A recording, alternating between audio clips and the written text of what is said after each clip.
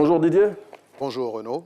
Très heureux de vous retrouver après le week-end de Noël. J'espère que ça s'est bien passé. Très bien, c'est un plaisir partagé.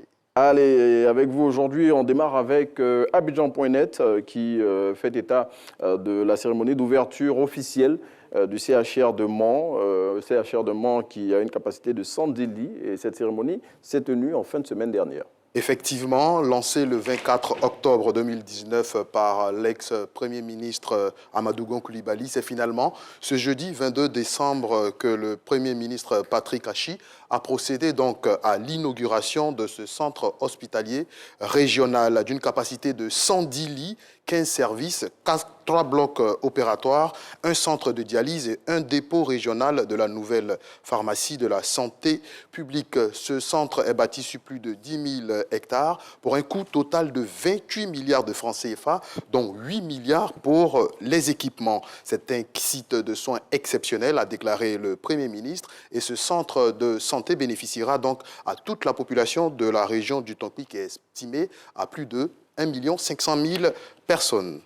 Et ce centre hospitalier régional, comme tous les autres centres de ce genre qui sont en train d'ouvrir dans toute la Côte d'Ivoire, eh bien, a été possible, sa réalisation a été possible grâce au programme hospitalier du gouvernement de Côte d'Ivoire. On le rappelle, un Didier, programme dont l'objectif est de rapprocher les services sanitaires des populations. Absolument. Le moins qu'on puisse dire, c'est qu'avec ce centre régional du Tonki, c'est une véritable bouffée d'oxygène pour les populations de cette région qui, disons le tout net, est située à environ 700 km de la capitale ivoirienne. Bon, Didier, on continue avec les inaugurations.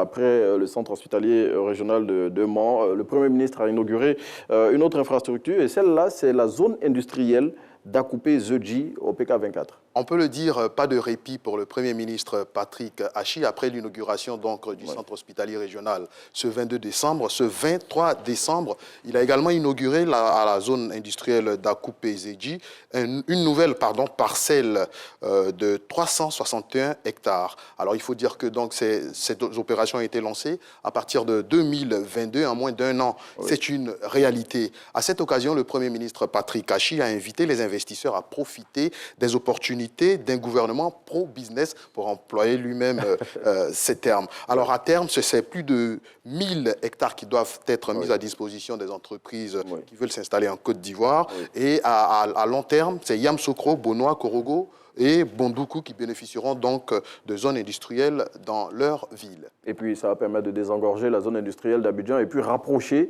toutes ces entreprises qui vont s'y installer des populations pour éviter les fortes migrations de populations vers le district d'Abidjan. Alors, il faut dire que ce projet va coûter à l'État de Côte d'Ivoire 475 milliards d'investissements pour produire environ 10 000 emplois nets. Bon, en tout cas, c'est une bonne nouvelle en cette fin d'année pour toutes les populations ivoiriennes et voilà, c'est dans l'élan du gouvernement ivoirien de rapprocher tout ce qui est fait en termes de développement de toutes les populations. Didier, on parle de la fête de la Noël, du week-end dont on vient de sortir et l'ONPC a dressé le bilan des opérations qu'il a menées. L'Office national de la protection civile a effectivement dressé le bilan des interventions des centres de secours d'urgence ce week-end de la Noël. Au total, on dénombre 195 victimes, dont 7 décès. 173 interventions ont été enregistrées, 113 accidents de la circulation, pour, je l'ai dit tout à l'heure, un total de 195 victimes, dont 7 décès.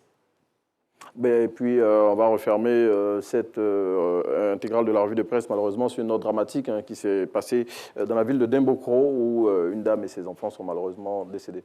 Il s'agit donc d'un incident qui a endeuillé justement ce week-end de Noël à Dembokro, plus précisément dans le quartier de Soukouradian. Une mère de 35 ans et ses 3 enfants ont été retrouvés morts dans leur maison. La nouvelle a circulé d'abord sur la toile et elle a été confirmée justement par la ministre de la Femme quelques instants plus tard dans un communiqué. Le communiqué donc indique que les enquêtes ont été ouvertes. Pour l'heure, on ne connaît pas donc les circonstances de ces décès, mais une chose est sûre, et selon toujours le communiqué de la ministre, nous avons retrouvé donc les victimes dans une pièce de 2 mètres carrés avec une odeur suffocante de fumée.